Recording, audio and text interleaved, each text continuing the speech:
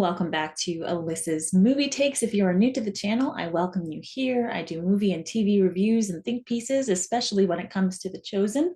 And today I'm going to be looking at my raw reaction to Season 3, Episode 6 of The Chosen, Intensity. That's the name of it, which is a little play on words. I do want to say that as Dallas was introducing the show last night, he said that this is not indeed a lefty cup, but it is meant to be used by righties so that as they drink their coffee in the morning, they see the words look up. However, I'm going to take this as a win for lefties because we get so few of them. And so I'll just say this is a traditional mug that, says look up and enjoy my coffee that way as a lefty with it. What I thought was a lefty mug, but it's actually supposed to be a secret message to the drinker in the morning. But good advice no matter what, look up. I found out that was from last episode with episode 5, the woman Veronica, as she was dealing with the issue of blood and she got healed. One of the first things Jesus says to her is look up. Now that plays into this episode in that when Shula gets healed of her blindness, the first thing she does, she has trouble looking up too. But once she does, the first thing she sees is Jesus' face. I just think that would be so cool. The first thing you ever see, Jesus' face right there in front of you. And how beautiful and clear her eyes were. And Barnaby got healed too, and he had a funny reaction of just lifting Jesus up the ground, which tells me that we're probably winding up in Capernaum. If those two storylines are kind of being tied off, it does make sense that Jesus would be about to move on since he did spend his life traveling. He was not just parked in Capernaum, although for a big chunk of the season, we have been parked in Capernaum with a little field trip to Nazareth at one point, and we saw disciples were traveling, but we didn't stay with them very long. It was just a short little intro from episode 4. But now in episode 6, what we're starting to see is that Jesus is on the radar of some pretty powerful people.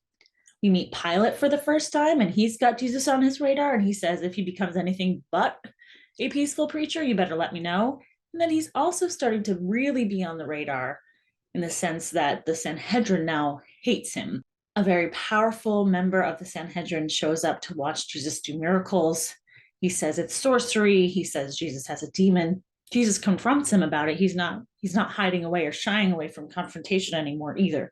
So he's putting himself in trouble with some pretty powerful people at this point, and that's only going to escalate, as we all know.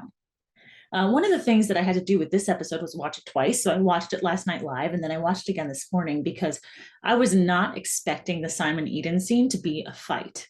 And when I watched it the first time, I missed all the emotion of it because I just was thinking, Simon, you just got to hug her. And then it didn't. And then all of a sudden, Eden was comforting Simon, and I was not sure what was going on. And so I watched it again, and I heard what Simon's saying. He was just saying, why this happened?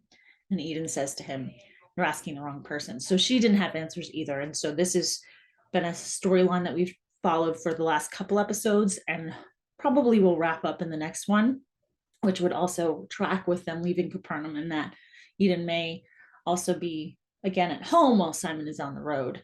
So I do hope that there's some redemption, but it's also messy. Miscarriage is messy. And I was expecting a conversation that did not go the way that I thought. Eden just kind of had to sneak it in there when he got home because she couldn't wait anymore. And then it turned into this huge mess.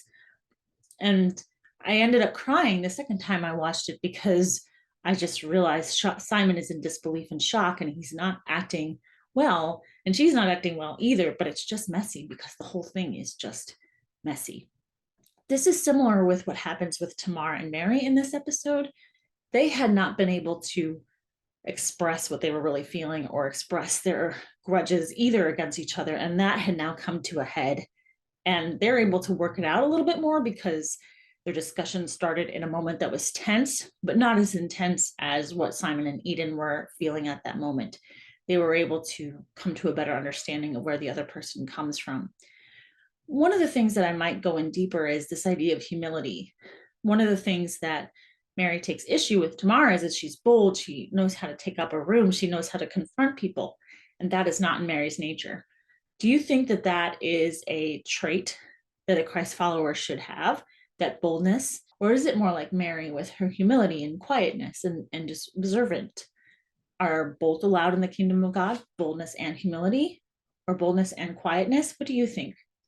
So I really am excited that we are going to be able to see the last 2 episodes of this season in theaters, just like we got to see the first two. And that comes out on February 2nd and 3rd, special showing a couple of specific times. So that's my take on The Chosen season 3, episode 6. Let me know if you're planning to go see The Chosen in theaters, what you thought about this episode in the comments below, and I will talk to you soon.